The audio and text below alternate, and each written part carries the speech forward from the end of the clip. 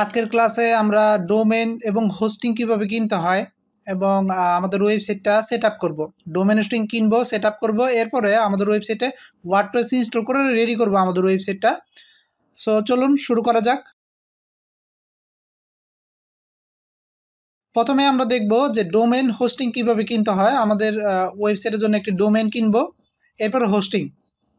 ওকে, বাংলাদেশেই কিছু কোম্পানি আছে, যেমন একজন হোস্ট আছে, তারপর আছে আইটি নাট হোস্টিং, এরপরে আরেকটা আছে সেটা হচ্ছে হোস্ট এভার। এই তিনটা কোম্পানি আছে বাংলাদেশের। সো এই তিনটা কোম্পানি অনেক ট্রাস্টেড। সো আপনি যদি ডোমেন এবং হোস্টিং কিনতে চান এবং আপনার যদি ডুয়াল কারেন্সি কার্ড না থাকে, ইন্টারন্যাশনাল কার্ড না থাকে, ডলার পেমেন্ট করতে পারেন না বা পারবেন না, তাহলে অবশ্যই তিনটা কোম্পানি থেকে কিনবেন। অনেক ট্রাস্টেড কোম্পানি, আমি গ্যারান্টি দিচ্ছি। বিকাশের মাধ্যমে, রকেটের মাধ্যমে কিনতে পারবেন, আপনি নগদের মাধ্যমে কিনতে পারবেন, মানে বাংলাদেশি যে পেমেন্ট গেটওয়েগুলো আছে সেগুলো ব্যবহার করে এগুলো এখান থেকে কিনতে পারবেন। আর আপনার যদি ইন্টারন্যাশনাল কোম্পানি থেকে কিনতে চান তাহলে তো অবশ্যই ডোমেনটি লাগবে, আপনার ডুয়েল কারেন্সি কার্ড লাগবে। ইন্টারন্যাশনাল কোম্পানির মধ্যে নেমচিপ আছে, আরেকটা আছে আপনার হোস্টিঙ্গার। এই দুইটা কোম্পানি অনেক ভালো। এখান থেকে আপনার হচ্ছে অনেক চিপ রেটে, অনেক কম দামে কিনতে পারবেন। এই যেমন এখানে ডোমেন মাত্র $5 শুরুর প্রথমবার আর কি। তারপরে এখানে মাত্র আপনি ফ্রি ডোমেন পাবেন, প্লাস মাত্র 3 মাস ফ্রি, $2 দিয়ে শুরু হোস্টিং আর কি, 79% অফ হোস্টিংয়ে। সো এই দুইটা কোম্পানি থেকে কিনতে পারেন যদি আপনার ডুয়াল কারেন্সি কার্ড থাকে। সো আমি এখন আপনাদের দেখাবো যে এখান থেকে কিভাবে হোস্টিং কিনবেন। নেমচিপ থেকে আমি নিজে একটা ডোমেন কিনবো আমার জন্য। সো এই দুইটা কেটে দিই। সো আপনার যদি বিকাশ রকেট থাকে, পেমেন্ট গেটওয়ে থাকে, তাহলে অবশ্যই বাংলাদেশি কোম্পানি। আদারওয়াইজ আপনি এখান থেকে কিনবেন ইন্টারন্যাশনাল কোম্পানি, যদি আপনার ডুয়াল কারেন্সি কার্ড থাকে আর কি। ওকে, তো আমি এখান থেকে কিনবো। এখান থেকে আমার ডোমেনটা আমি করি প্রযুক্তিজ্ঞান.com। এই ডোমেনটা আমরা কিনবো প্রযুক্তিজ্ঞান.com। ওকে, তারপর এখান থেকে আচ্ছা প্রযুক্তিজ্ঞান এটা একটু সার্চ দিয়ে দেখি। এখানে কিন্তু কিছুই নেই। ওকে, কন্টেন্টটা কিছুই নেই, এখান থেকে একটু সার্চ দিই। ওকে, দেখি হ্যাঁ এটা অ্যাভেলেবল আছে কি না। হ্যাঁ, এটা অ্যাভেলেবল আছে। এখান থেকে এই যে এটা আমরা কপি করি। আমি কপি, এটা $6 কিনতে চাই আমি, এই জন্য কপি করছি। আর এটা ফার্স্ট টাইম, এর জন্য আমার এখানে ডিসকাউন্ট দিবে। সো আমি এখান থেকে অ্যাড টু কার্ট দিয়ে দিলাম। তারপরে চেক আউটে চলে যাব। এরপর এখান থেকে একটু ডোমেনটা একটু দেখি ঠিক আছে কি না। প্রযুক্তিজ্ঞান, ঠিক আছে। ওকে, ঠিক আছে, আমার ডোমেনটা ঠিক আছে, $10। তবে আমি যদি প্রোমো কোডটা ইউজ করি, পেস্ট, অ্যাপ্লাই দিয়ে দিই। ওকে, লগ ইন করতে বলতেছে, আমার তো লগ ইন করা আছে। লগ ইন করি আগে, তারপর। ওকে, আমি আমার অ্যাকাউন্টে লগ ইন করে ফেলছি, এটা কেটে দিই। লগ ইন করা শেষ। এখন আমি ডোমেনে আবার চলে যাব। এই যে এখানে চলে যাব, এই যে ভিউ কার্ড। তারপর এখান থেকে ডোমেনটি একটু আরেকবার দেখি, প্রযুক্তিজ্ঞান.com। ওকে, আপনার নিজের মতো করে একটা ডোমেন কিনে নেবেন, আপনার যেটা ইচ্ছা, বাংলাদেশি কোম্পানি থেকে, অথবা আপনার যদি ডুয়াল কারেন্সি কার্ড থাকে তাহলে এখান থেকে নেবেন। ওকে, অ্যাপ্লাই দিয়ে দিলাম। ওকে, এটা এই যে $5 হয়ে গেছে, $5.98। ওকে, কনফার্ম অর্ডার, প্রায় $6 কাছাকাছি লাগবে। ওকে, এখান থেকে কনফার্ম অর্ডারে ক্লিক করে দিব। ওকে, আমার অর্ডার কনফার্ম হয়ে গেছে। এখন আরও ইনফরমেশন দেওয়া লাগতেছে, দেখি। ওকে, আমি আমার ইনফরমেশন দিয়ে দিই এখান থেকে, এই যে এগুলোই ফিল আপ করে দিই। চলে আসছে, এটাও চলে আসছে। ফোন নাম্বার, বাংলাদেশের ফোন নাম্বার, এই যেটা বাংলাদেশি কোম্পানি, বাংলাদেশি নাম্বারটা আছে। To see add phone number extension, না দরকার নাই। ফ্যাক্স নাম্বার এগুলো লাগবে না, এগুলো অপশনাল যেহেতু চাইছে। ইমেল অ্যাড্রেসটা দিয়ে দিলাম।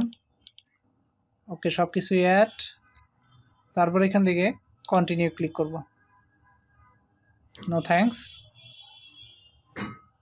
ওকে, অ্যাড হয়ে গেছে, রেজিস্টার কোম্পানি সব কিছু ঠিক আছে। ডোমেন ব্যালেন্স হচ্ছে $6 লাখ দিতে হবে। এখান থেকে সেভ কনফিগারেশন এবং মাই ডিফল্ট চেক আউট অপশন। ওকে, এটা সেভ করে দিলাম, কন্টিনিউ দিয়ে দিলাম।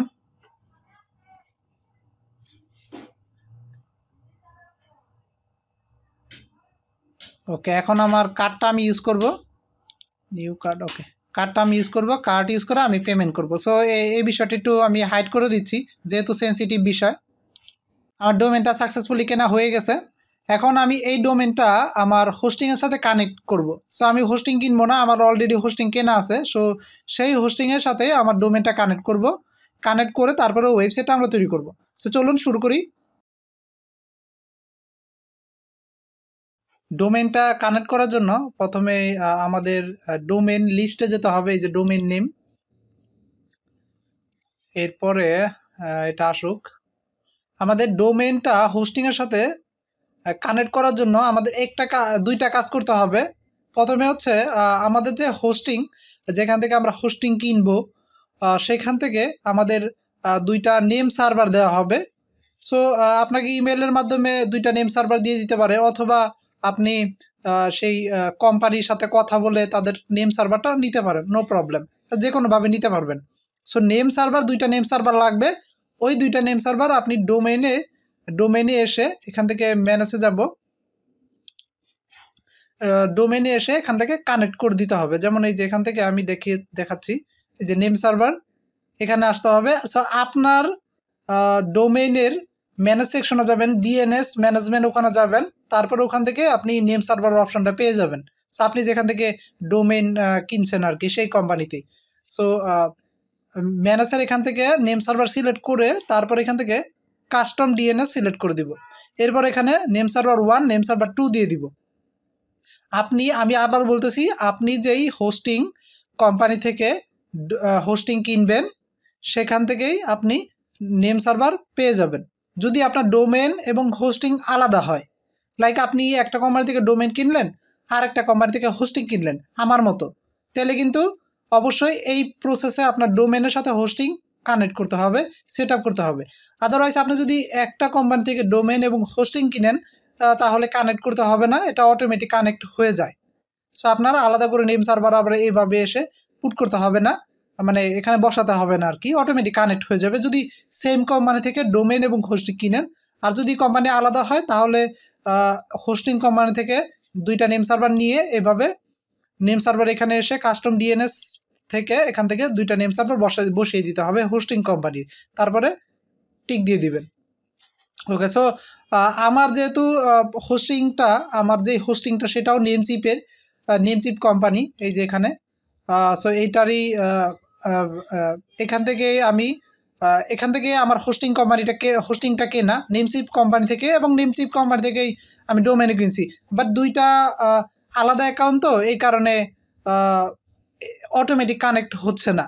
সো আমি আলাদা করে আর করবো না, এখান থেকে নেম সার্ভারে বসাবো না। আমি এখান থেকে এই যে নেমচিপ ওয়েব হোস্টিং ডিএনএস এটা সিলেক্ট করে দিব, কারণ আমার যেহেতু হোস্টিংটা নেমচিপেই, সো এর জন্য এটা সিলেক্ট করতে হবে। আদারওয়াইজ আপনার যদি নেমচিপটা অন্য কোম্পানির হতো, মানে হোস্টিংটা অন্য কোম্পানির হতো, তাহলে আমি দুইটা নেম সার্ভার এখানে দিয়ে দিতাম। সো আমার যেহেতু হোস্টিং নেমচিপেই আছে, সেহেতু আমি এখান থেকে নেমচিপ ওয়েব হোস্টিং ডিএনএস এটা সিলেক্ট করে দিব। ওকে, সিলেক্ট করে দিয়ে আমি টিক দিয়ে দিলাম। ওকে, আমার হয়ে গেছে। এখানে বলতেছে DNS server update maybe 48 hour to take effect, হয়তো একটু সময় নিবে আর কি, 24 থেকে 48 ঘন্টা সময় নিবে। ওকে, আমার এটার কাজ শেষ। এখন আমার আরেকটা কাজ বাকি আছে, সেটা হচ্ছে আমার এই ডোমেনটা আমি কপি করব। কপি করে আমি আমার হোস্টিং কোম্পানির সি প্যানেলে চলে যাব। এই সি প্যানেলের অ্যাক্সেস আপনাকে ইমেলের মাধ্যমে দিয়ে দিবে, আপনি যদি আলাদা কোম্পানি থেকে হোস্টিং কিনেন আপনার ইমেলের মাধ্যমে দিয়ে দিবে। আচ্ছা, তো আপনার সি প্যানেলে এসে তারপরে এখানে সার্চ দিতে হবে ডোমেন লিখে, এই যে ডোমেন চলে আসছে। আমরা এখানে অ্যাড অন ডোমেন হিসেবে অ্যাড করব আর কি। আমাদের ডোমেনটা, তারপরে এখান থেকে ক্রিয়েট এ নিউ ডোমেন, তারপরে আপনার ডোমেনের নামটা এখানে দিয়ে দিবেন, যেটা আমি কপি করছি সেটা দিয়ে দিই। ওকে, projuktigan.com। ওকে, কাজ শেষ।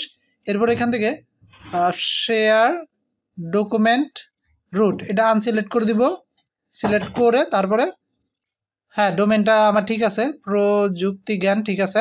এখন আমি সাবমিট করে দিব, সাবমিট করে দিলাম।